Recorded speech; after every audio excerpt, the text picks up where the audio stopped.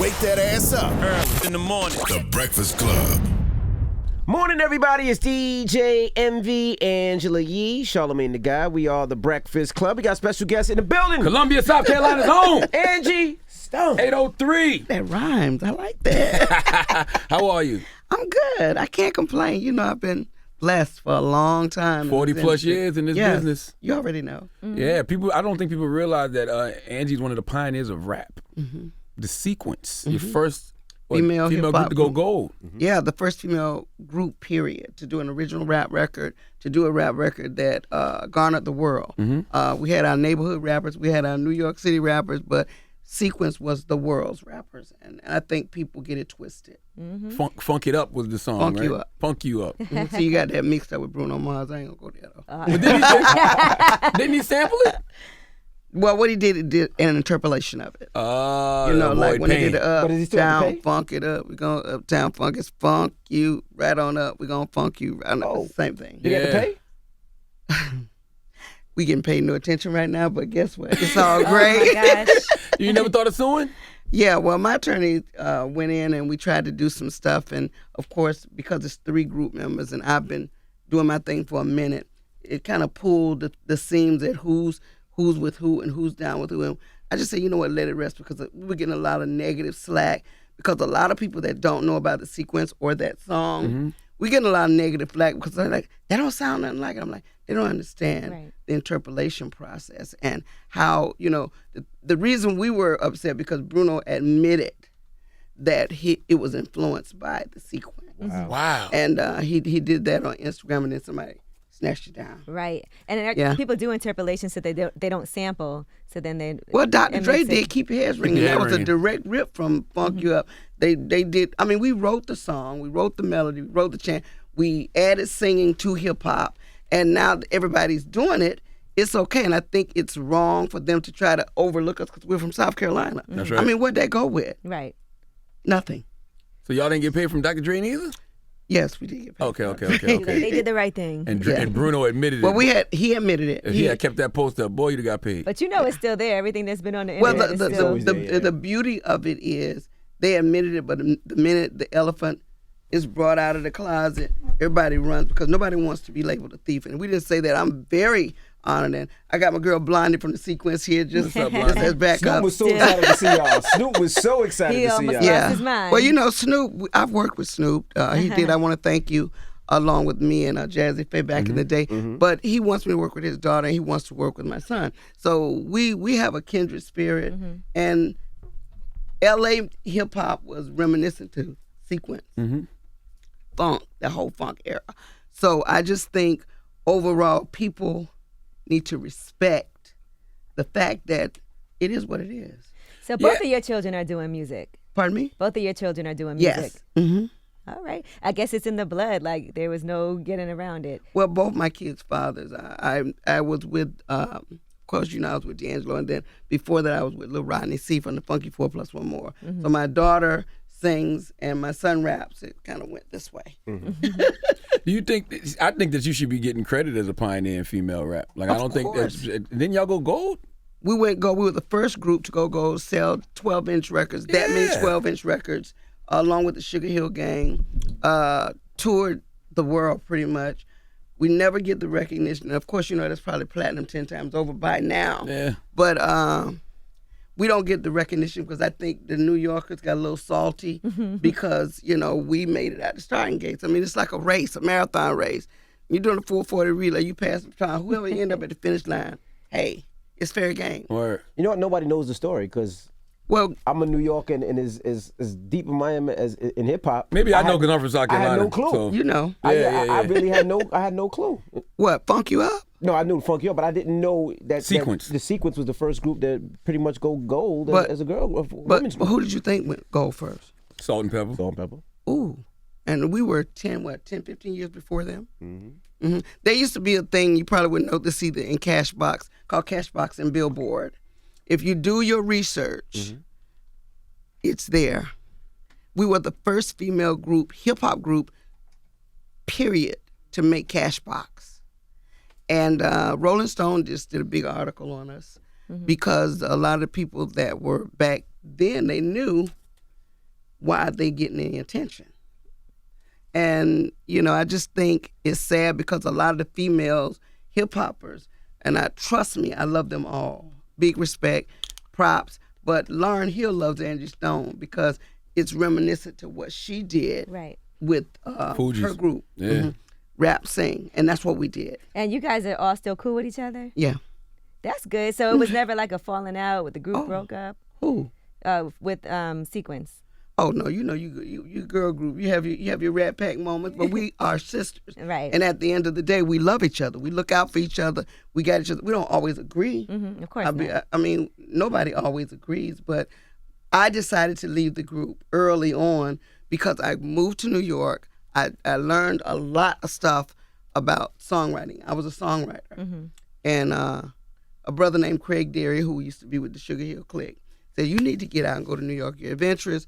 Blah, blah, blah. And I moved to New York, and I learned a lot of stuff. Well, I want to start because this is a history lesson for a lot of people, even myself. Yeah. So you signed to Sugar Hill Gang. How did you get signed? How did you first of all, how did you get into hip hop? How did you get signed, and how did you get your deal? Because it wasn't like before where now where it's internet, it's TV that's playing hip hop. Radio wasn't playing hip hop back then. Right. So how did you get into it? Especially coming from Columbia. Yeah, coming from Columbia, South Carolina, we were 16, 17, 18 years old.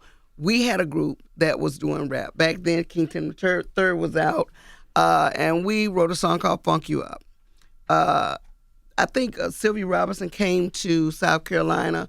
It was the first leg of the first Sugar Hill Gang tour. Okay. The first show, the first city, we happened to be in the concert. The road manager from Sugar Hill Gang saw me and thought I was this pretty chocolate chick. Hey, you want to come backstage? Right. And so I said, well, if you let me in, you got to let my friends in. That's right. So we all came in, got backstage. Sylvia was backstage. We was literally on the stage. And we said, hey, we rap. And she said, well, let me hear what you got. Right there on the side of the stage. On the side of the stage. And we went, funk you right on up. We're going to funk you right on up. And she flipped. She said, oh, my God, oh, my God. The next thing I know, we were sitting in the dressing room, giving out phone numbers. She says, I'm going to make you girls stars. Yes. Now, we had already been a group. I mean, being a cheerleader, Sid Johnson, writing cheers and creating stuff like that was what we did. And she called us the very next week. Wow. Flew us to New Jersey off our, we was talent show bound, doing everything that everybody did, but just in South Carolina. And we cut the record, Funk You Up. And a couple of weeks later, I think in 3 weeks, the record went gold in 3 weeks. Wow. So was it a fair deal, or did they take advantage of y'all? Of course they took advantage. Yeah. There was no fair deals back then. Did you have a lawyer? You didn't have a lawyer or anything? Well, we did have a lawyer, but he was a South Carolina lawyer. Okay. So let's go. We thought we were doing the right thing, but you tried. One thing I've learned in life is you have to have experience. Yes. Sylvia Robinson, I give her mad props because, quite contrary to what a lot of people think, when you're the first at anything, you're gonna make mistakes. So I lean heavily to that because she did something phenomenal that turned out to be great for a lot of people. But you had to have some crash test dummies. Right.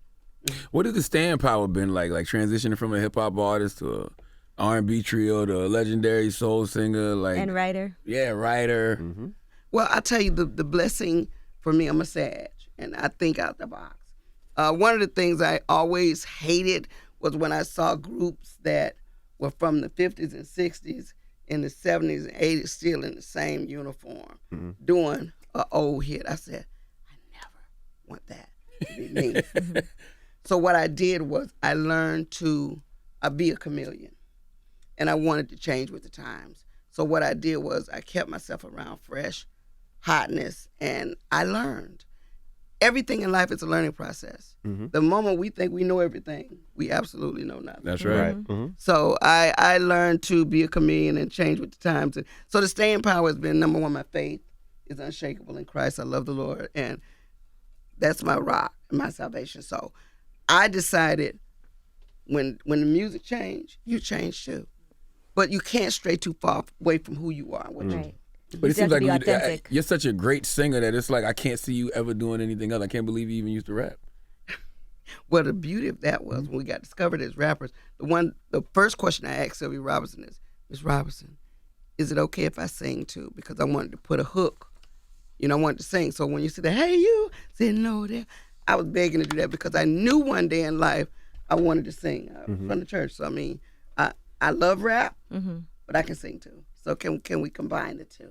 And she's so excited about the rap. She said, oh, honey, do what you want to do. Wow. And that is what kind of set the segue up for me to make the transition from after being 30 years old, you want to transition from hip hop to hooray. So I just went ahead and started singing and, kind of juggling. Now, when I did my deal with Arista, the one reason you don't know a lot about the hip hop is one of the things that Clive Davis and Peter Edge wanted to do was say, okay, look, we don't want to date you. I'm like, I'm still young. What are you talking about? Well, we don't want to talk about all that stuff at Sugar Hill. So they kind of gag ordered me not to talk about. So they wanted to be just a brand new artist coming out. Right. Got you. And because I'm a singer now and they want to focus on that, and I'm like, I don't have a telescope into the future, not knowing what it was going to be, how it was going to be. All I know is I'm in this game for survival. Right. Got you. So what happens when people recognize you? You pull up to a radio station, you're like, hey. Oh, I rap on stage all the time. Okay. Yeah. Right. She just wasn't talking about it in interviews. Like I couldn't talk about it in interviews. It's not that I didn't want to. I never heard of anything like that they put a gag order. I didn't even know. Well, I'm using that word gag, but Right. when your boss tells you, it was a gag order. Right. it was a gag order. So who taught you how to make the music, like how to do a 16 and do a hook and all that? Because you said you was there. You self-taught. already knew. Wow. When I was hungry, I was thirsty, I was ambitious. And I started, it's like now I'm developing film and, reality shows and stuff.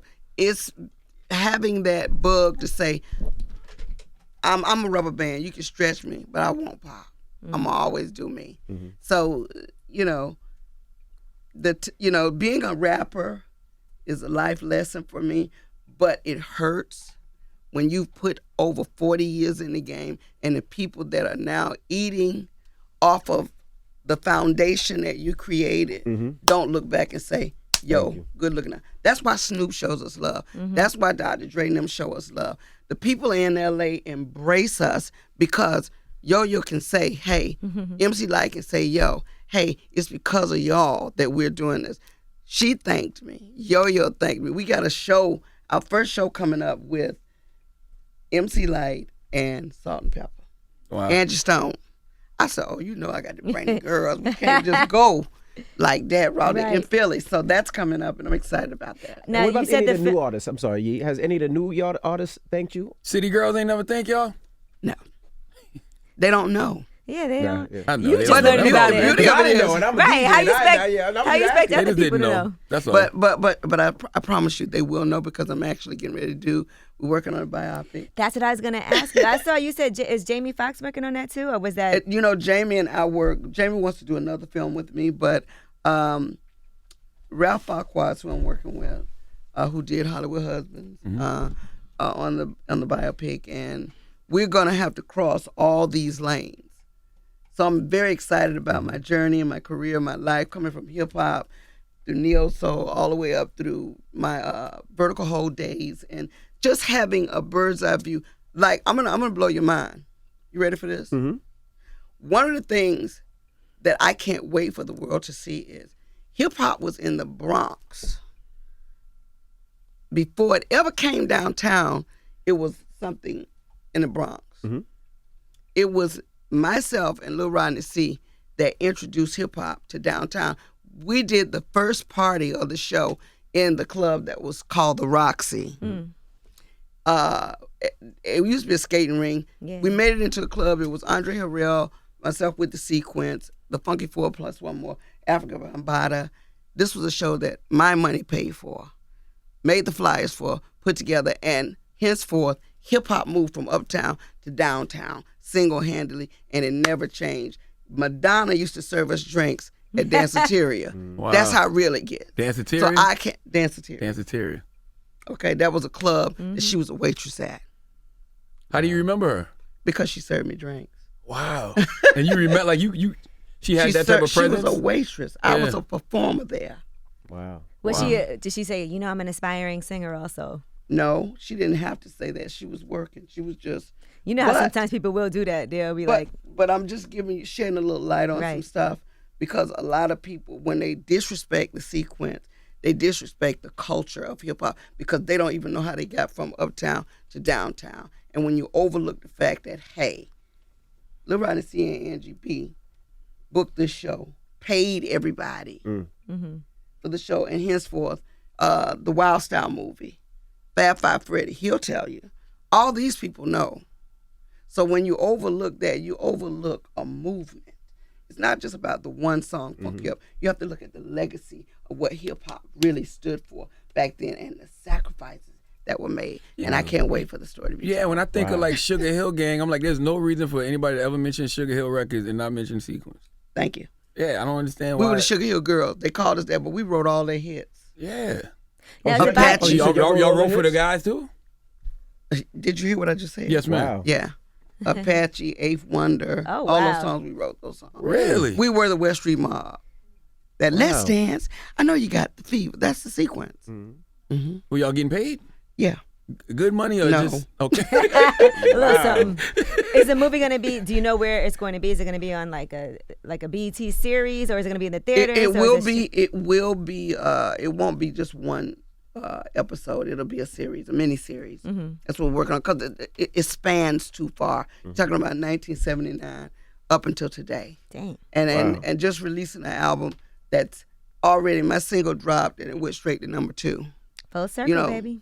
So my it's a reason for everything. I think God preserved this time for us to get the story right. So, What advice would you give to this musical generation? Because when I hear you talk, I'm saying to myself, man, it's almost like you always got to constantly tell people what it is you do, because if not, they will forget.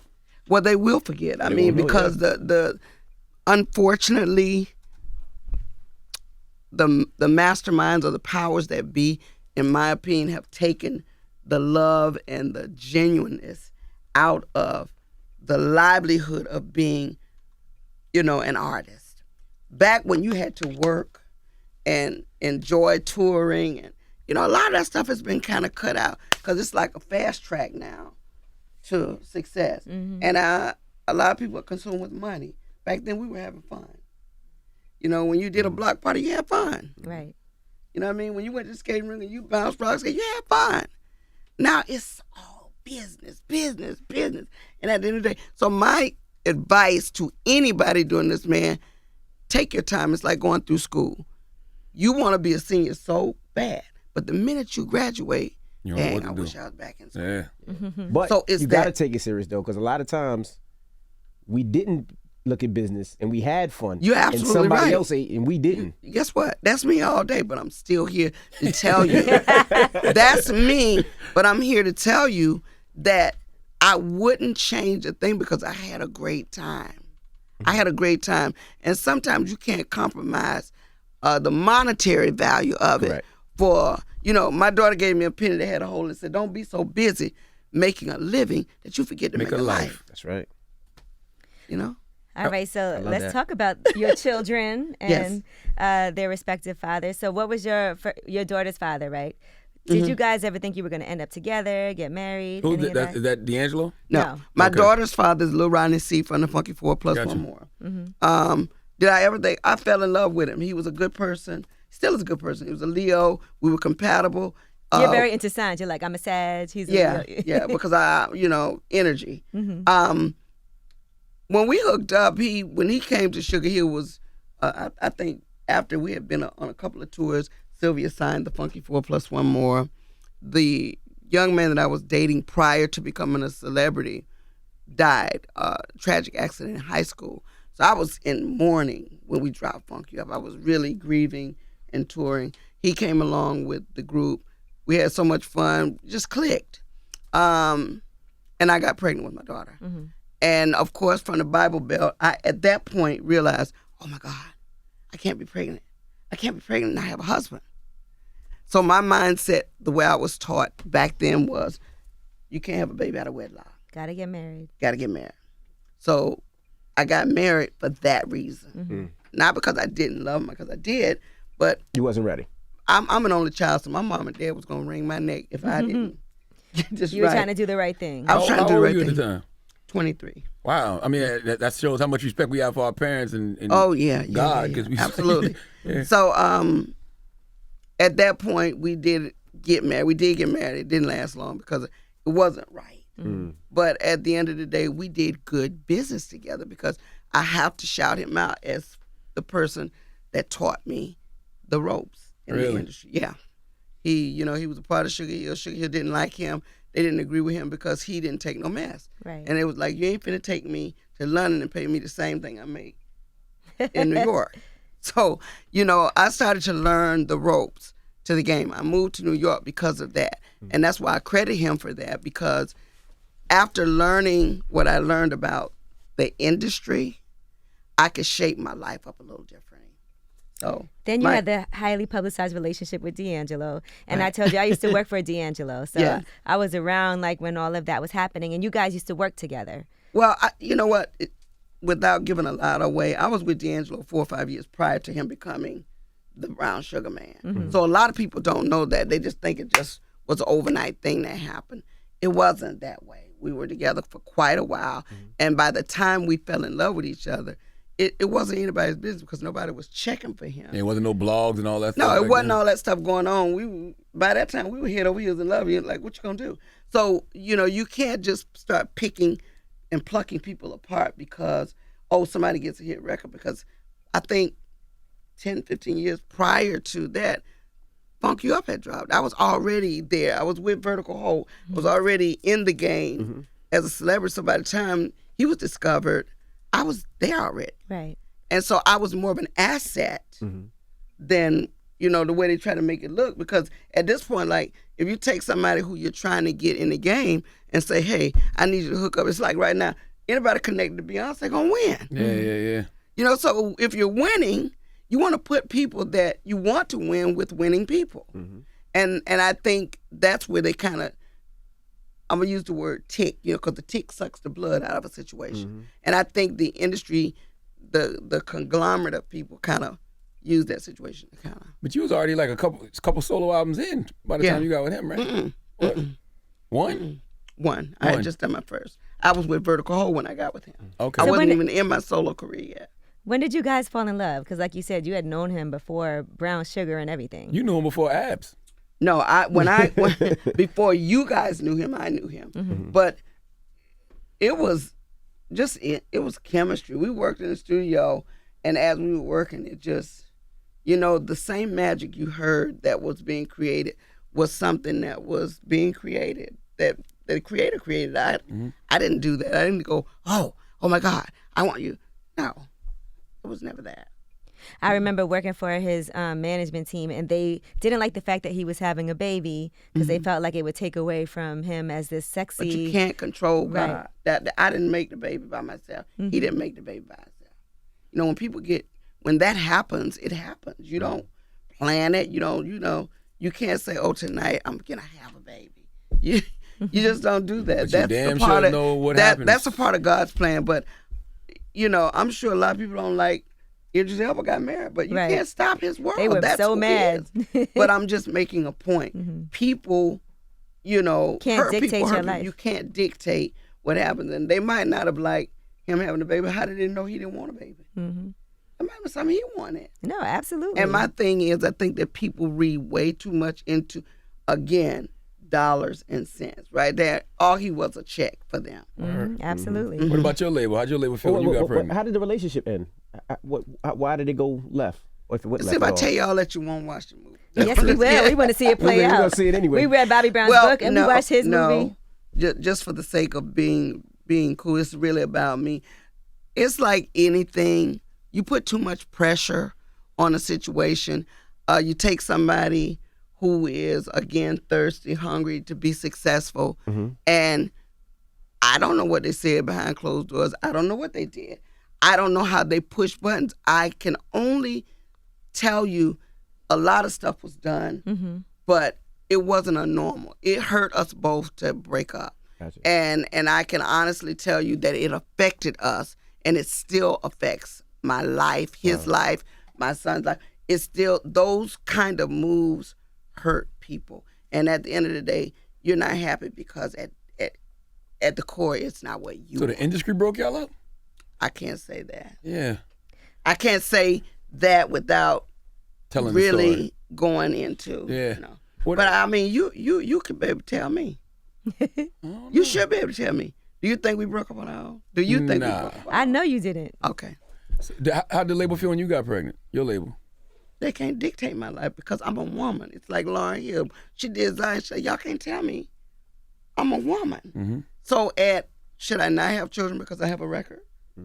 Or should, you have to look at life and say, should I put everything that God has intended for me on hold to accommodate the people that are leeches? Word. No, if you want what I got, you got to take all of me. And that's just it. So, yes, I had 2 children. And if I could have had 10 children, I would. I was an only child, so I love big Kids, families. right. How's it But been I did put myself on hold so that I wouldn't have all these babies because, I wanted to work. I wanted to have a life. Was it hard co-parenting with D'Angelo? It's hard co-parenting with anybody if you're not married. Especially y'all both on tour all the time, schedules crazy. All of us, like I said, both my children's fathers are in the entertainment business. And it's harder for anybody who is not living together every day to co-parent if you're both traveling. So at the end of the day, my husband is God. And the reason I say that is because that's who helped me sustain the life with my children. Was there ever a time that you were disenchanted with this music business, having been in it at such a young age, and said, I don't want to do this anymore? Absolutely. I've quit 4 or 5 times and people go, no, we need you, we need you, we need you. So yes, disenchanted is the right word. I think because I see the good, the bad, and the ugly, and because a lot of people that are in the fans don't see the perimeter, and we see the perimeter, it makes you say you have to pick and choose how you're going to use your gift. So I choose to use my gift in lyrics, in positive messages and real messages, so that the people that are listening from a heart space get it. So I can't really be consumed with, oh, they're not recognizing me, oh, they're not doing this, because they didn't give me the gift. Right. And what happened with your daughter? You got an incident with your daughter. I know that was publicized. Everybody have incidents with their daughter. We go through it. We all right. That's my daughter. But y'all good. The beautiful thing is, when we were raised, and he could tell you this from the South, our parents didn't play with us. Okay? I used to get a straightening comb throw straight across the room at me, or a shoe, or a boot, Whatever anything, your mama could grab. what they could grab. So the reality is, we were raised in a certain way, and disrespect is not tolerated. That's the fabric of who I am. Now, my daughter and my son, they can wear me out.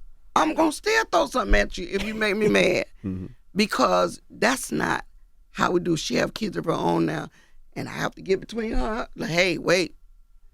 But it's called family. And the only reason it gets magnified to the 10th power is because inquiring minds want to know. If I didn't have a name, they wouldn't care. So, but my daughter's that's my heart. Yep. And when you get beat as a kid, when you get older, and the objects don't work no more, and you think you can raise up on your daddy, What you want to do? Exactly. If his daughter raise up on her mama, put them hands up. Then let me see where you at. Oh yeah, because you can't come at me, want to fight me like a street person, and I just get the belt. Oh, that ain't gonna work. Oh, we pulling up now? No. That's my baby. She, But y'all good now. Always. So you think about making timeless music, right? Because you have songs that you've done so long ago that today still are relevant and still people could listen to it like it's brand new. But that's what I was talking about. You have to know your purpose. And that's what I meant when I said creating music that meets the mind of people that it touches. Because, when we're gifted with certain things, we're gifted for a purpose. And when we make ourselves more important than the purpose, we lose the gift. So I had to make sure that I didn't get consumed with everything that everybody else worries about in terms of, oh, you ain't working. Like a lot. I've never been invited to Black Girls Rock. No, I'm man. shocked at that. Never. Wow. Come on now. But I love Black Girls Rock. Black Girls Rock, come on now. That's just ridiculous. But I'm just saying, if I let little stuff like that stop me from rocking as a black girl, then I've lost the purpose. I'm about to hit Connie right now. That ain't even right. I'm going to tell Beverly Bond. Yeah, tell Beverly Bond for real, man. But I'm only saying that because a lot of people come to me, you come to Black Girls Rock? I say, oh, really? No, they haven't invited me. So that's crazy. I would never insert myself. But we're going to change that today. This goes back to the way the industry shapes a situation because of another situation. Well, let's talk about some other things, because you are developing reality shows, but you've also been on reality television, right? R&B Divas. Yes. And so what was your experience like? Because it wasn't what I thought it was going to be or what you thought it was going to be. Right. We're thinking Angie Stone's going to come in. She's the voice of reason. She's the person that's going to... Well, that's what they hired me for. When just the backstory to R&B Divas, before the show was created, I had created a show similar. So the same guy, Phil, who put the second show together, was a person that I was working with to develop the show. So same idea Faith had, I had, and Nikki. And when they called me and said, yeah, well, we can all do it together. I said, okay. I thought I was going to be a producer on that. And then when we addressed it, they said, well, we've already done contracts, we've done da. I said, okay, well, I won't bother. I let go, I walked back because I realized it's crazy. Right. So the second season, I got a call from TV One, and they said, hey, look, these girls are fighting too much. They're doing this, they're doing that. Angie, you know, we all love you, we respect you. We need you to get in here and try to smooth things out. So I said, okay, that's easy enough for me. So my purpose for being a part of the show was to make them focus on who they were as singers. Even though they had the catfight stuff going on, my job was just to try to smooth it over. Let's do well, some of music. course, it's reality TV, and I learned this the hard way. They turned that thing all the way around, and like, who you think you is? And blah, blah, blah. And I'm like, this here. I'm old enough to know the difference, still young enough to make a difference. You need to chill, learn something, okay? So it really ticked me off because even though they didn't know the ins and outs of my being there to smooth things out, they used to get upset when I say, well, let's sing something. Look, I'm trying to help y'all stay relevant. Let's sing something. People need to hear your voices in this capacity. But I think underneath it all, they trying to figure out why she's still doing this and I sang better than her and I'm not here and I'm not there. And I think that was the problem. They became a little bit envious of the fact that, well, who she thinks she is. I was their biggest threat. And as a result, I said, I don't want no parts of this. Yeah, so you walked off during the reunion? I walked off because once they started to manipulate and, I was not comfortable with the lies of touring. And I'm like, look, I can't let you guys destroy my brand. I've been doing this almost 40 years at this point, so I'm not willing to throw my entire life away because you need 5 minutes of fame. So y'all got this. I'm good over here. They were even trying to say that your husband slept with somebody, my husband? I mean, your boyfriend at the time, or manager, slept with somebody from the staff. You know what? I really don't want to address that because he's fighting for his life right now.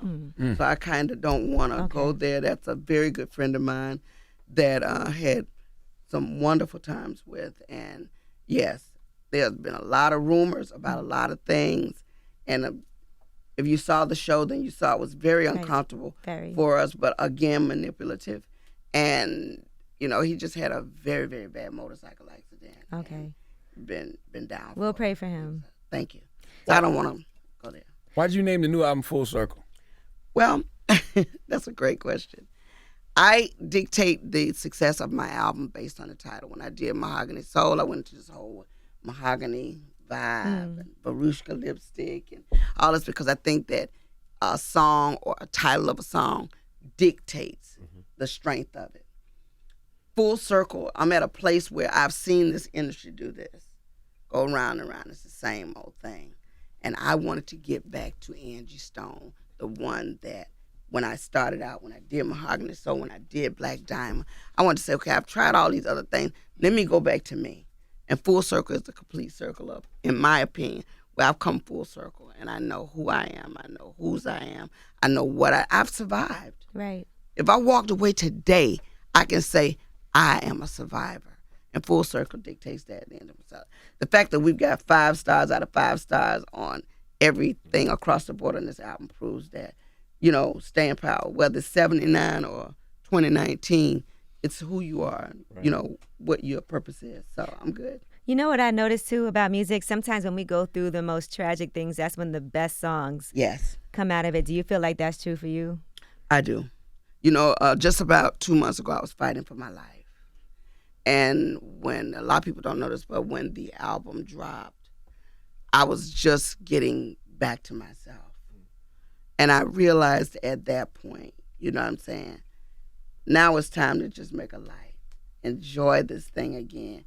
Get back to the place where music matters. Because I think at some point, it's so much mess going on that music doesn't matter anymore. And I wanted to make some music that mattered. And this is the time in my life where I'm at my greatest. I think I've walked a powerful journey. Right. That T-shirt that she has on is about me and the men in my life. These are all the people that I ever did a duet with. And I've worked with almost every one of the artists of our generation. Yeah, I see legends on there. I see Prince, Snoop. I see Stevie Wonder, Prince, I see Ray Charles, Snoop. Oh, she got it right now. Yeah. Oh, I can't. My eyesight. So that's a specialty that I'm working on because not many people can say that. And I say everybody's so worried about who's Angie's dating. I said, let me put it straight. Me and the men in my life. I ain't dating all these guys, but I've worked with them all. Right. So I'm in a good space. What was wrong with you 2 months ago? What was it? Oh, you don't want to say? No. Well, I'm a diabetic. Got you. I've been, dealing with that. I have a diabetic that was induced by prednisone. And I had a chemical spill at Presbyterian Hospital when I was 26 years old that exposed me to a germ and caused the diabetes. So because of the medicine they had to give me. So when you guys saw me yay big, it was the medicine. But a lot of people was like, oh, why are you with that big figure? I said, you don't know my story. Mm-hmm. So now that I'm completely healed and I ain't got my little swag back, I ain't had no surgery, I ain't had nothing. But let the world tell it. She was just a big fat girl. But again, you got to watch the movie. I can't wait to see this movie. She is selling this movie right now. I just have to say. Are you scared to have a Popeye's chicken sandwich? Pardon me? Are you scared to have a Popeye's chicken sandwich? Oh, no, honey. Okay. I'm not scared, but I don't eat fried stuff like that. Never have. I don't eat like a bunch of junk food. Never have. So, but you can eat, but you have to eat right. You can't just. Yeah. You also and that's hard coming from where you come from. No, but I cook, see. And I know how to season my food without using. I heard that, Somebody said Angie don't get cook her ass off. I don't use all that stuff. Like, a lot of people use a lot of heavy salt. You can use lemon and it tastes just like salt. You have got to just know. Now, we love to cook. Don't get me wrong. Oxtails, and cooked all of that now. But you don't have to eat unhealthy. I think God has preserved me all this time because he knows my heart. And he knows I'm going to do right. So that don't mean I don't sneak every now and then and eat some Popeye's chicken. That's right. Every now and then. Yeah. Have you found somebody to play you yet for the biopic? I got some ideas. I got some ideas. A couple of people that I really, really am interested in. I know one segment of Angie Stone is... Your daughter got to be in it. Of course. But the young lady that used to be Bernie Mac's daughter. Oh, okay. Oh. Yeah. We appreciate you for joining us. Absolutely. Story. Yes. Thank you. Thank you so much. Did you learn anything? I learned a whole lot. Okay. I learned a whole lot. Definitely did. I've always wanted to meet you, so really? I'm glad I had an opportunity. Look, I'm glad it's you, mainly because you know the backstory to a lot of this stuff that I've been hating on for years. I think, being involved with a sex symbol can be a blessing. Yeah, my wife knows the feeling. No, she does. I was like, who was she involved with? But Well, Angie Stone, thank you for joining us. Thank you. It's Angie Stone. It's The Breakfast Club. Good morning.